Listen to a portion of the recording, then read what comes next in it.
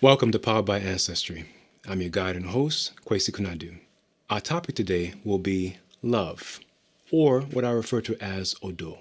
And in a moment, I'll share with you why I'm using two different words to talk about what you think is the same thing, but in many ways they're not. Love is a big topic. And what did love have to do with ancestry?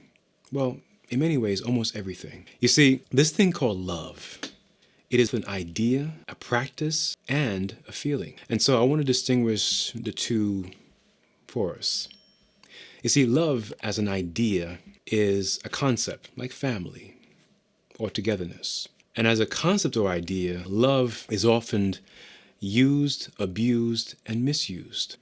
Pedophiles say they loved the individuals they harm. Rapists say they love the individuals they harm. Priests and pastors say they love the boys and girls that they abuse. And so love is an embattled word because it can be used to cover anything that is done from one human to the next. Now, love is a feeling, that's less embattled. Almost all of us have experienced at some point in our lives, whether for short term or long term, this feeling of love. It's a feeling that is joyful. You feel light. You feel like you want to smile or even laugh. Right? You feel something sort of bubbling inside you. And most of us like that feeling. Now, this feeling is both a chemical reaction, but it's also a non-physical reaction. You see, we human beings, as spirit encapsulated and as spirit having human experience, we are energies. Energies that are connected to other energies. You ever wonder why you think about someone, then they call you or text you in that moment? Because your energy is tapped into theirs. On the same network, if you will. Think of it as a grid. And on this grid, where we all are networked, we communicate with each other, often without words. And that energy is the currency of that grid.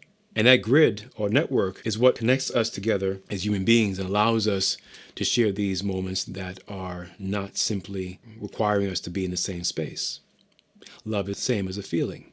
It's an energy that can move us, that can motivate us, that can make us do certain things. Some say love makes us foolish. Possibly. I would rather say love moves us, and perhaps we do foolish things with it. And so love as a feeling is less embattled than love as a concept or idea. But love as a feeling has limitations. You see, what we often think of love as a feeling is really infatuation. It's really a sense of what I like about that person. What I desire about that person, including desiring this very same person. What I want to suggest here in this episode is that love is inadequate to capture the real, genuine, and almost unfakeable, yes, I made that word up, unfakeable connection between human beings. You see, love as a feeling is more so based usually on what you see, what you detect. Those are things that we love.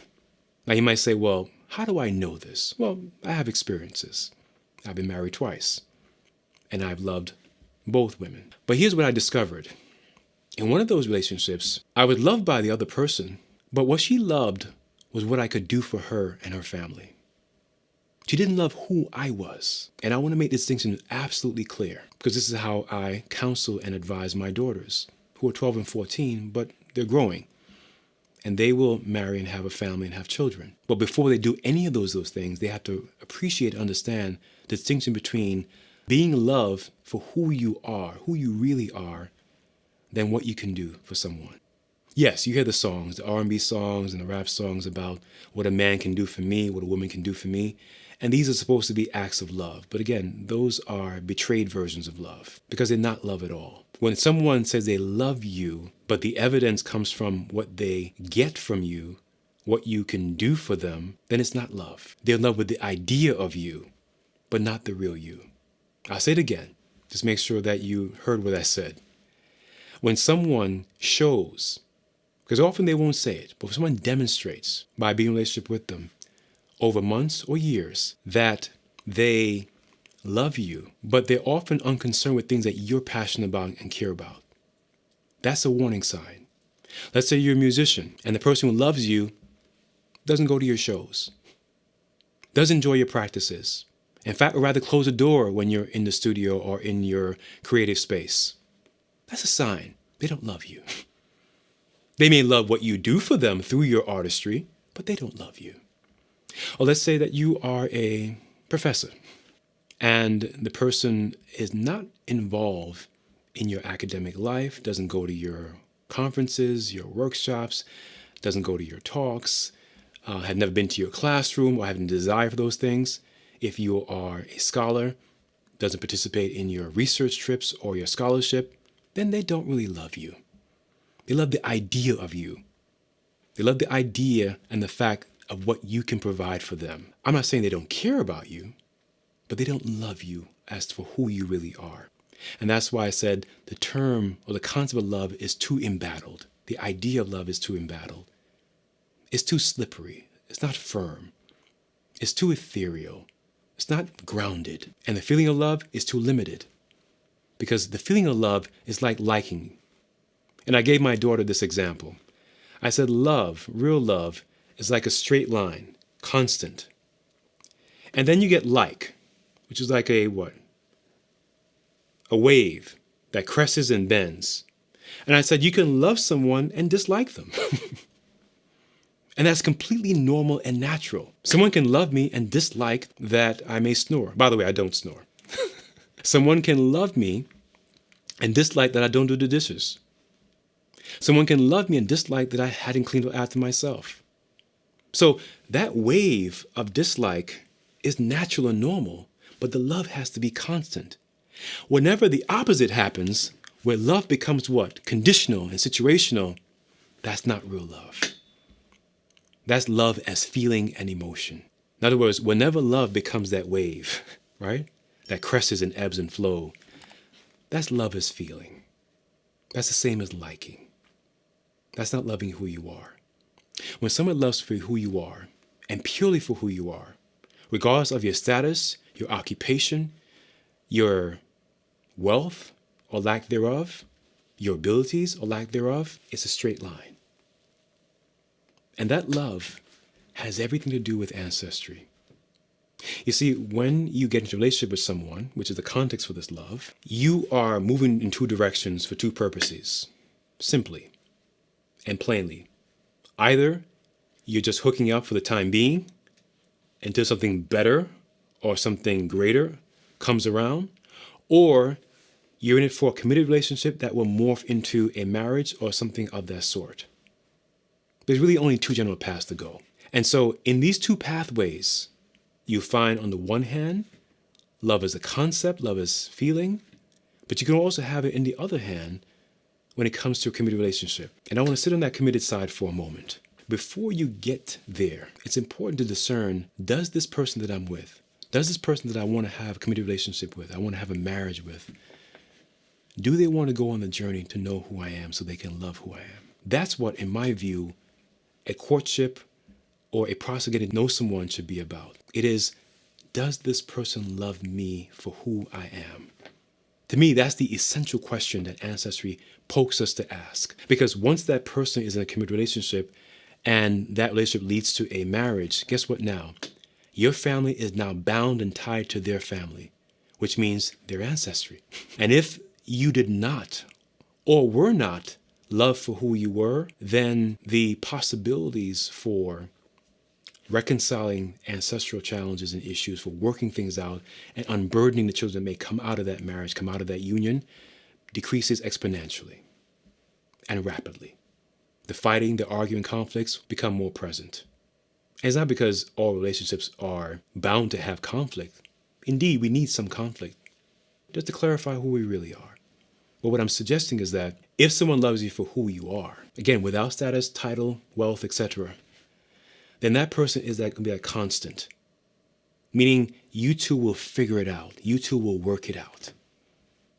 When someone loves the idea of you, it's almost nearly impossible to sustain working things out. Yes, they may make an adjustment, or you may make an adjustment to be temporarily not at arms. Essentially, you can have a ceasefire, an emotional and a physical ceasefire. But ceasefires are unsustainable. This distinction between love as concept and as feeling is important. But I want to take you on the other side. There's a concept called odo. O-D-O. This odo concept has nothing to do with feeling or concept of love, but it's the closest I can get to in an African language that speaks to what I'm referring to as loving you for who you really are. You see, odo has the idea of something deep. And so I'll call it deep connection. Deep connection is what you desire in any relationship. Not deep simply in terms of depth, but quality. You see, when someone loves you for who you really are, your interests and proclivities are theirs. Your desires and anxieties are theirs, and vice versa. And so if you're a dancer, they may not be a dancer nor want to be, but they're going to be there at the practices, at the performances. They're going to be there when you break that proverbial leg. They're going to be there when you ache and hurt and you can't stand on your feet anymore. They're going to draw you a bath. They're going to support you. They're going to be there for you without you asking. That's how you know someone loves you for who you are. If you're that professor, they may not be a scholar or have any idea or interest in being a scholar, but they say, hey, let me look over that. Let me see what I can help. They love you for who you are.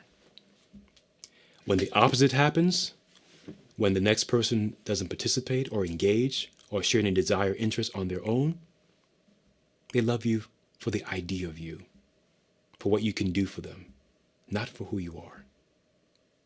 And so loving for who you are is odo, is deep connection. And the more that committed relationship or that marriage or both begin to grow, so does that connection. And eventually you two begin to melt into each other. You have found your match. And I hold that there's a match for everyone in the world. Finding it, that's a different story.